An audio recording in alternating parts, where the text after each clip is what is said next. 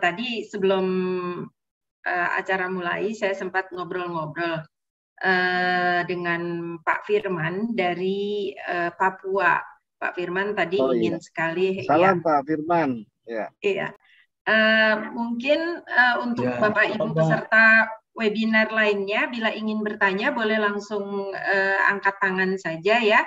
Tapi untuk kali pertama ini saya ingin minta Pak Firman. Ini Pak Firman tadi kayaknya banyak sekali ya beberapa hal yang mau ditanyakan. Silakan Pak Firman. Baik. Mumpung ada Pak Guntur juga biar bisa dicatat ini Pak. Silakan Pak. Baik, selamat pagi. Salam sehat buat kita semua.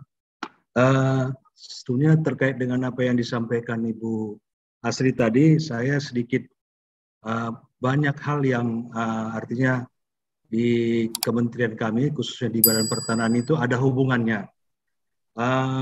Dari BPN ya Pak Firman? Kami ini di bidang penataan dan pemberdayaan masyarakat, Pak. Halo, suara saya bisa didengar kah? Bisa, cukup Pak. Bagus, Pak. Ya, jadi salah satu kegiatan kami ketika kami melakukan kegiatan sertifikasi, kami akan tindak lanjuti dalam bentuk pemberdayaan tanah masyarakat, Pak. Jadi tanah itu tidak tidur dan tanah itu bisa dikembangkan dalam rangka untuk peningkatan pendapatan. Hanya saja memang terutama saya di Provinsi Papua ada sedikit terkendala ketika kita melakukan kegiatan ini, ternyata di masyarakat itu tidak ada yang bisa kita lakukan dalam bentuk seperti yang Mbak Asri tadi. Mungkin yang pertama yang kita ingin sampaikan bahwa memang dalam melaksanakan kegiatan kita menghubungkan terhadap instansi terkait, Pak. Instansi terkait yang bisa meningkatkan terkait pendapatan karena lahan di sini cukup luas. Saya contohkan kalau 100% di Provinsi Papua, baru 6% saja yang posisinya baru digunakan, dimanfaatkan. Seperti itu. Jadi selebihnya itu masih hutan. Jadi tidak ada kendala terkait dengan lahan. Nah, hanya saja ketika misalnya masyarakat melakukan kegiatan, itu kendalanya tidak hasil yang diusahakan itu tidak maksimal, artinya terkait dengan pendapatan, Pak. Contohnya mungkin saya sedikit beda budidaya, misalnya di Kabupaten Merauke itu umumnya situ adalah tanaman padi, Pak. Nah, tanaman padi ini dia perlu tempat penyimpanan. Nah, ternyata produksi sana cukup besar, hanya saja dalam hal penyimpanannya tidak maksimal dari pemerintahan daerah, sehingga apa yang dilakukan oleh Mbak Asri tadi saya pikir itu satu inovatif sekali, Pak. Harapan saya mungkin adakah di Provinsi Papua yang menjadi pionir yang bisa kami hubungi sehingga kami bisa berbicara secara artinya face to face, sehingga kami bisa memastikan bahwa inilah langkah-langkah yang kita bisa lakukan sehingga kegiatan ini bisa berjalan dengan maksimal, Pak. Jadi terkait dengan apa yang kami lakukan di kementerian kami bisa memberdayakan masyarakat seperti itu, Pak. Jadi kami tidak hanya lakukan kegiatan pensertifikatan, tetapi kami juga melakukan terkait dengan pemberdayaan. Hanya saja ketika kami melakukan kegiatan pemberdayaan, memang kami agak terbatas karena memang juknis kami, artinya kami punya personal kami memang tidak baru pertama melakukan itu, sehingga apa yang disampaikan Mas Rani itu menjadi aspirasi bagi kami, sehingga kami bisa dihubungkan. Kalau misalnya ada di sini, mungkin kami bisa dapat kontak personnya, sehingga kami bisa menindaklanjutinya. Mungkin demikian, Pak. Ya, Bapak Ibu, terima kasih. Ya, terima kasih Pak Firman. Kebetulan ada Pak Guntur sebagai Ketua Umum Intani, tentunya ini menjadi PR juga. Silakan Mas Guntur. Baik, ya. Pak Firman, terima kasih banyak. Saya cukup senang ya mendengar Bapak di Badan Pertanahan Nasional yang sekarang juga memikirkan tidak hanya sertifikasi, tetapi juga menyiapkan bagaimana lahan itu bisa produktif. Benar, ini sangat luar biasa, Pak. Karena jujur saja, sejak program perhutanan sosial, banyak sekali masyarakat yang setelah itu dia kebingungan. Ini saya dapat tanah mau diapain? Ya, banyak benar sekali, banyak Pak. hal lah yang ini. Betul. Pertama, mereka tidak punya kapasitas untuk mengelola lahan itu, mau Benar. diapakan. Kedua, mereka tidak punya informasi komoditas apa yang pasarnya ada. Ya, Apalagi kalau tanahnya bukan sawah, gitu kan? Mereka betul, tuh kan betul. tahunya kalau tanam ya padi gitu kan, kalau enggak Ya, pohon-pohon kebun yang ini. Nah, ketiga, dia juga tidak memiliki akses permodalan. Ini nih yang sangat banyak, sehingga mudah-mudahan ini tidak terjadi, tapi kekhawatirannya ada, lahan-lahan itu jatuh lagi ke pihak-pihak lain, Pak. Ini seperti halnya dulu komunitas di sekitar hutan mendapatkan HPH udah sejak beberapa puluh tahun lalu, kemudian HPH-nya di tanda kutip ya dijual lagi ke pihak lain gitu ya. Itu kan sehingga para petani sekitar tidak sejahtera. Nah, dengan adanya Pak Firman menyampaikan ini adalah langkah yang luar biasa Pak Firman. Artinya kami mengapresiasi BPN baik di pusat sama Papua ya yang sudah memikirkan sampai ke arah sana. Nah, kedua mengenai apa yang cocok di sana. Pertama, memang kita harus mapping, Pak. Pertama, mapping dalam segala hal ya. Kondisi tanah yang cocok di Papua ini komoditas apa saja, ini juga perlu kita lakukan. Kedua, infrastruktur yang sudah adanya apa, Pak? Sehingga apa? Hitung-hitungan ekonominya bisa masuk. Nah, seringkali kita di bicara pertanian ini tidak mempertimbangkan skala ekonomi. Beberapa program kita sukses di Demplot, tetapi ketika kita buat dalam masif gitu ya, gagal. Ini nih yang ini. Nah, nanti Mbak Astri bisa menyampaikan mungkin sudah memahami potensi Papua apa saja dan juga kira-kira kolaborasi apa yang bisa dilakukan. Nah, kalau dari jaringan Intani, kita ada anggota Intani yang juga aktif ya, Mbak Nurtania namanya, itu di STP Sekolah Tinggi Pertanian di Papua kalau nggak salah, di Papua. Nanti biasanya hadir Mbak Nurtania. Nanti ini bisa kita, saya lupa apakah Papua atau Papua Barat, tapi nanti bisa di-share. Mungkin dia juga punya jaringan-jaringan sekitar Papua. Dan ya, insya siap, Pak, Allah siap. tahun 2022 Pak, Intani akan ekspansi di tiap provinsi dan Papua menjadi salah satu yang mungkin nanti juga akan ada perwakilan atau cabang kami di sana, sehingga banyak hal yang bisa kita kolaborasikan Pak Firman. Tapi yang pasti Pak Firman luar biasa Pak, memikirkan bukan hanya memberikan sertifikat, tapi bagaimana lahan yang sudah disertifikasi itu bisa produktif, karena tujuannya perhutanan sosial atau redistribusi aset itu kan tujuannya itu adalah bagaimana masyarakat bisa memiliki pendapatan lebih baik dan kesejahteraannya lebih baik. Kita juga pegang lahan tapi nggak diapa-apain kan malah jadi biaya ya Pak ya. Betul, Malah betul. jadi kos untuk merawatnya gitu kan misalnya. Iya. Mangga silakan Mbak Asri bisa menambahkan mungkin kira-kira apa yang di sana, dan jangan-jangan Mbak Asri langsung memesan nanam ini saya beli gitu kan. Silakan. Silakan Mbak Astrid. Mbak. Masih di mute. Ya, silakan Mbak. Jadi cerita dikit Pak, sebenarnya dari Agradaya sendiri beberapa bulan lalu juga kedatangan dari Kementerian Pertanahan. Saya awalnya bingung, pertanahan nih ngurusin apa ya? Aku pas dikontak, ini ngurusin apa ya? Waktu itu kayak ada beberapa staf mudanya dari kementerian gitu, terus ngajak ketemu dan beliau datang ke sini, terus kita ngobrol. Oh ternyata memang ada isu tersebut yang tadi Bapak Guntur ceritain gitu. Di Indonesia ternyata memang terjadi hal-hal seperti ini. Kalau saya pribadi ya Pak, memulai Agradaya dan hal-hal pemberdayaan ini, saya memulainya dengan saya bilang, saya menceritakannya lebih seneng ngomongnya kayak pendekatannya bottom up.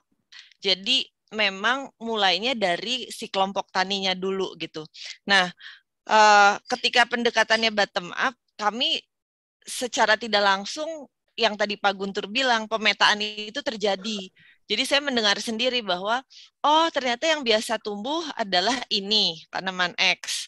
Ternyata di sini orang-orangnya sudah terbiasa mengkonsumsi. Jadi saya nggak kalau orang Jogja kan udah terbiasa minum jamu ya Pak. Jadi untuk marketnya sendiri, saya udah punya marketnya juga gitu di lingkungan sekitar gitu. Jadi secara nggak langsung pendekatan bottom up ini yang saya lakukan di petani, ngobrol sama simbah-simbah, ngobrol sama ibu-ibu tentang komoditas apa yang ada di sana, terus juga marketnya ada apa aja. Ternyata saya juga melakukan pemetaan tersebut gitu.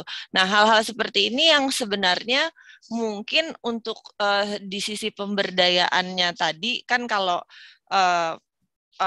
institusi dinas pertanahan mungkin bisa bikin sertifikasi tanahnya gitu. Tapi ketika masuk ke pemberdayaan jadinya sulit gitu. Nah, itu yang membuat apa ya? Bisnisnya bisa jalan, di satu sisi marketnya ketemu, di satu sisi pemberdayaannya juga ketemu gitu. Dan tingkat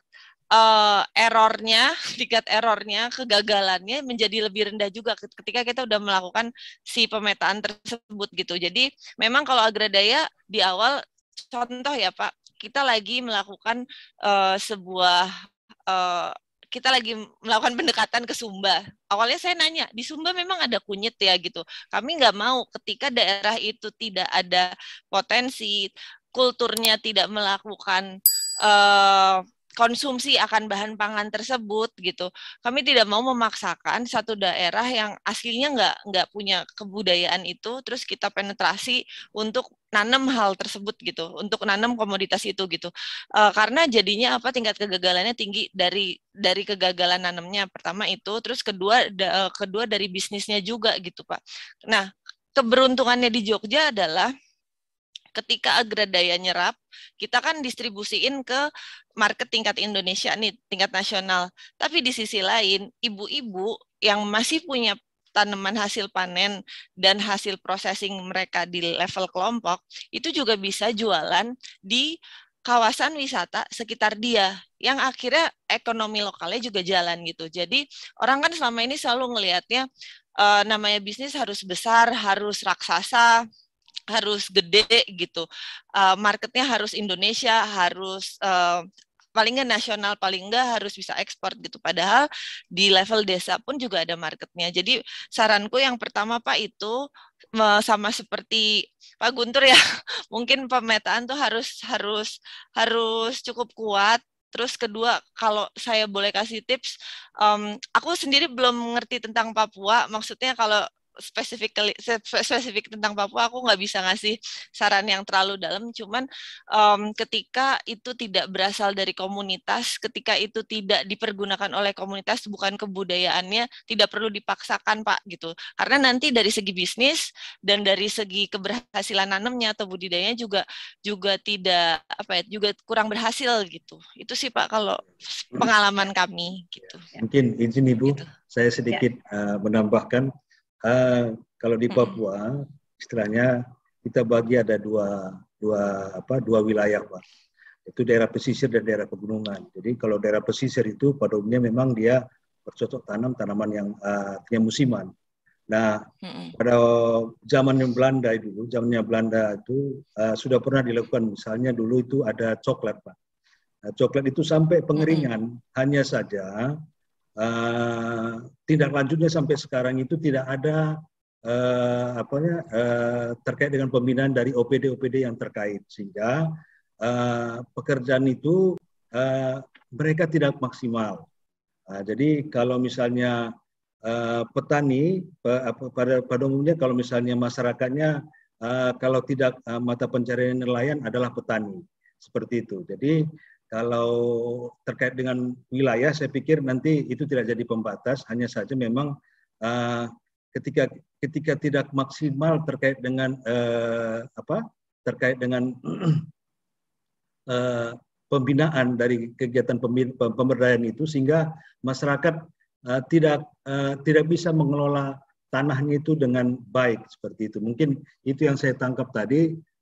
Sebenarnya saya sangat terinspirasi dengan yang Mbak Asri sampaikan. Kalau misalnya kita bisa bicara secara face to face, artinya sehingga kami bisa menyampaikan secara lebih lugas lagi, seperti itu. Jadi perlu diketahui bahwa ini kami melakukan kegiatan pemberdayaan ini baru di tahun pertama.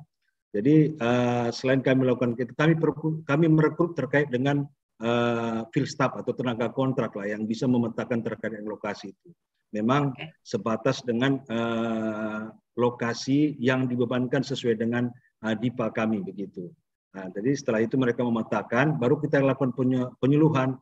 Hanya setelah itu nanti kita lakukan pendampingan. Pendampingan inilah terkait dengan OPD ya seperti Mbak Asri yang punya ini talenta di situ. Nanti itu kita hubungkan ke masyarakat. Hanya saja memang kalau tidak maksimal, memang ini tidak ini ya, atau tidak pekerjaan ini tidak rutinitas begitu. Jadi kalau misalnya selesai kegiatan itu, akhirnya masyarakat tidak ada tindak lanjutnya seperti itu. Harapan kami kalau misalnya seperti Mbak Asri, artinya kan sudah punya sudah punya hubungan yang cukup baik sehingga rutinitasnya bisa. Tetapi kalau misalnya kami di kementerian, mungkin rutinitas kami hanya menyampaikan, artinya terkait dengan PCR kami, terkait dengan sertifikat, itu sudah legal. Nah itu sudah pasti mereka punya, sehingga itu yang jadi ini. Hanya saja akses ini yang agak sedikit kami terbentur, seperti itu. Mungkin demikian Bapak Ibu, terima kasih. Iya, terima kasih Pak Firman. Nanti kita akan tindak lanjuti ya Pak Firman ya. Kita akan follow up, nanti bisa ngobrol dengan Mbak Asri, dengan kita dari Intani, dengan saya, dengan Pak Guntur dan teman-teman Intani lainnya. Karena terima kasih Pak Firman sudah bergabung jauh-jauh dari Papua. Kita ketemu di Zoom ya Pak ya. Baik. Ya. Plafonnya kurang lebih untuk kelompok tani, untuk kegiatan kelompok taninya, untuk operasional kelompok taninya gitu. Jadi untuk produksi kelompok taninya gitu. Nah itu bisa dicarikan grant-grant dari pihak ketiga gitu. Nah dari misalnya kalau Agradaya pertama kali dapat grant itu dari Australian Embassy.